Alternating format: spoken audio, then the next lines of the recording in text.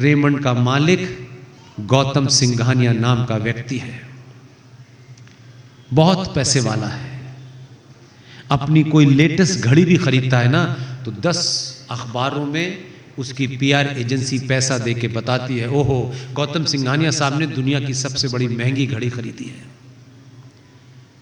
उसके दोनों माँ बाप जिन्होंने इतनी बड़ी एम्पायर खड़ी की, उनके बेटे का पागलपन देखिए। ये आपके भाग्य में जो लिखा है वो कोई मिटा नहीं सकता।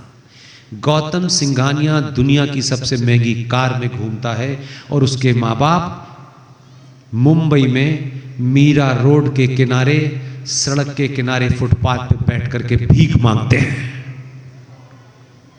ये आज की सच्चाई है।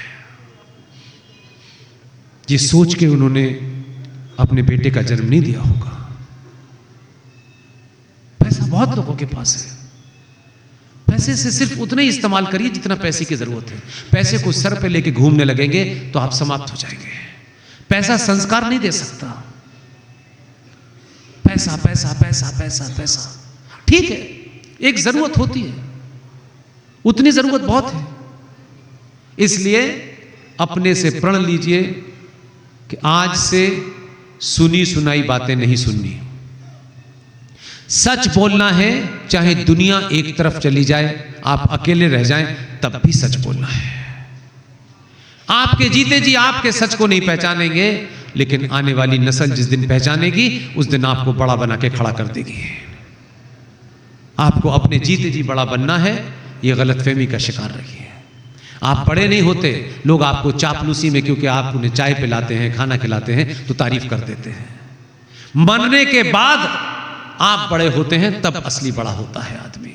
इसलिए सभ्यताओं में जिन लोगों को आप याद, आज छत्रपति शिवाजी का कोई वंशज है?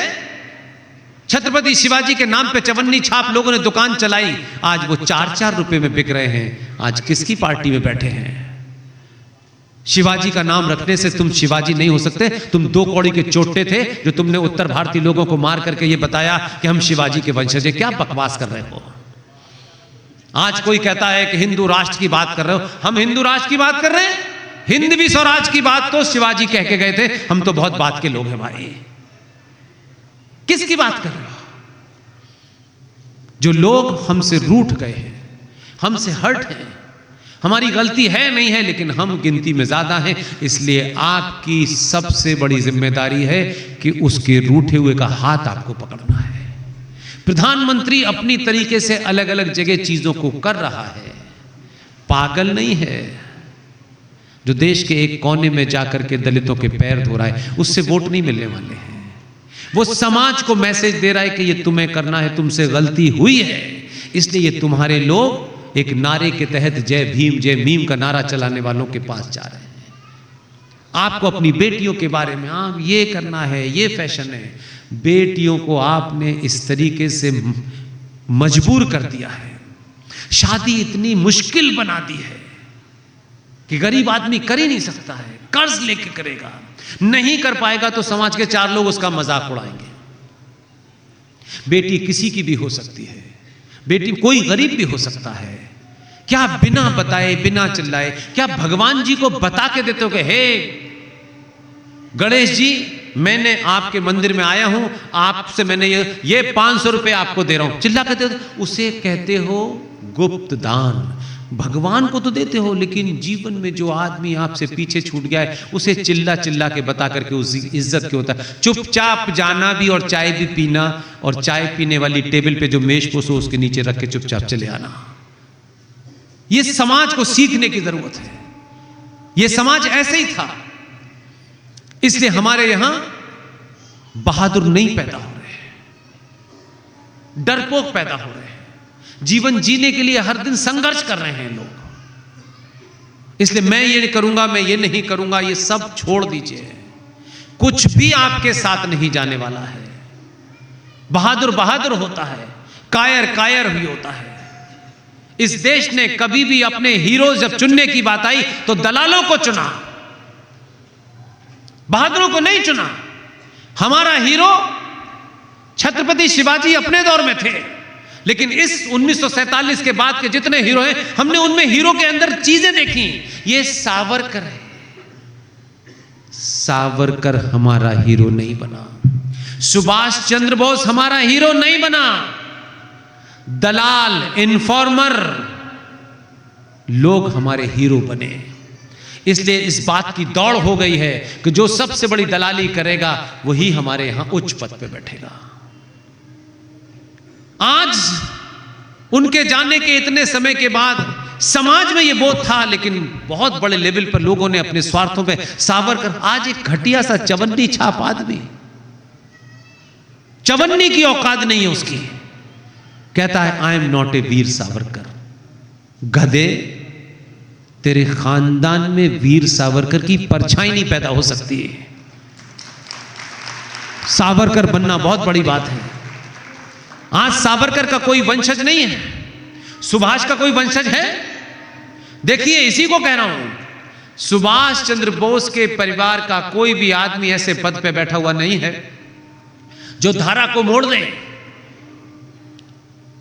और पूरे देश में हमारे साथी थे सब, इसलिए मैं उस बात को कह रहा हूं आपसे।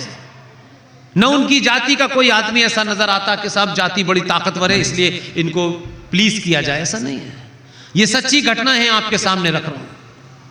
सुभाष चंद्र बोस को 1945 की एक झूठी प्लेन दुर्घटना में कांग्रेस पार्टी ने मार दिया था। सुभाष चले गए, आज नहीं है, उनके परिवार का भी कोई नहीं है, उनकी जाति भी इस देश की राजनीति में कोई महत्वपूर्ण जाति नहीं लगती उनकी कि जिसकी वजह से देश में लोगों को वोट कम मिलेंगे। लेकिन सुभाष ने अपने दौर में जो किया, बिके नहीं, अपने दौर में करके चले गए। और तमाम देश के लोग उनके विपरीत रहे हो, सत्ता पे बैठने वाले विपरीत रहे हो। कैसे चीजें बदलती हैं। एक लंबे कालखंड के बाद सरकारें आई, ये आई वो गई, ये आई वो गई, और आज ऑलमोस्ट 70-80 साल के बाद जिस सुभाष का एक भी परिवार का आदमी किसी छोटे से पद पे नहीं है, उसकी जाति नाम की चीज का कोई अस्तित्व ही नहीं है, तब भी सुभाष चंद्र बोस, जिस इंडिया गेट पर जॉर्ज पंजम, जिसने भारत में ब्रिटिश साम्राज्य की नींव रखी, 1947 से लेके उसकी मूर्ति इंडिया गेट पे लगी हुई थी। एक आदमी गुजरात का, उस अपने गुजरातियों को बहुतों की मूर्ति लगा सकता था, उसने इंडिया गेट पे, और ये छत्तीसगढ़ में हूं इसलिए कह रहा हूं, छत्तीसगढ़ के एक पहाड़ के टुकड़े को यहां से काट करके दिल्ली मंगवाया गया, और जो उसके शिल्पकार थे वो मेरे दोस्त हैं। इसी छत्तीसगढ़ के एक चट्टान के हिस्से को एक सिंगल पीस में काटा गया, फ्लाइट से यहां से दिल्ली ले जाया गया, और दिल्ली में, दिल्ली से दूर एक जगह है गुड़गांव, वहां एक जगह क्रिएट की, और साफ स्टैंडिंग ऑर्डर थे कि ये खबर बाहर नहीं जानी चाहिए। वो मेरे बड़े अच्छे दोस्त थे, उन्होंने मुझे अपने भरोसे में बताया कि मैं ये काम कर रहा हूं, तो मैं देखने गया। उन्होंने ये कहा कि पुष्पिन भाई आपको कहना नहीं है। मैंने कहा नहीं कहेंगे, क्या फर्क पड़ जाएगा। आप ही के इस राज्य से उस पहाड़ के टुकड़े को ले जा करके 28 फीट सिंगल पहाड़ में से तराश करके सुभाष की मूर्ति बनाई गई, जो इंडिया गेट पे लगी हुई है। कोई सुभाष का परिवार का आदमी नहीं है। अपने दौर में बड़ा काम करके जाना, इतना बड़ा करके जाना कि आपकी आने वाली नस्ल में हो सकता है, एक मेरा विश्वास है, कुछ लोग बिना आपकी जाति के, बिना आपको देखे हुए आपके उन कार्यों का मूल्यांकन करेंगे, और चाहे 100 साल लग जाएं, दोबारा से कहीं स्थापित करके आपको जिंदा कर देंगे। अपने जीते जी मूर्ति की चिंता मत कीजिए, अगर काम बड़ा करके जाएंगे तो समाज में कोई ना कोई खड़ा हो जाएगा।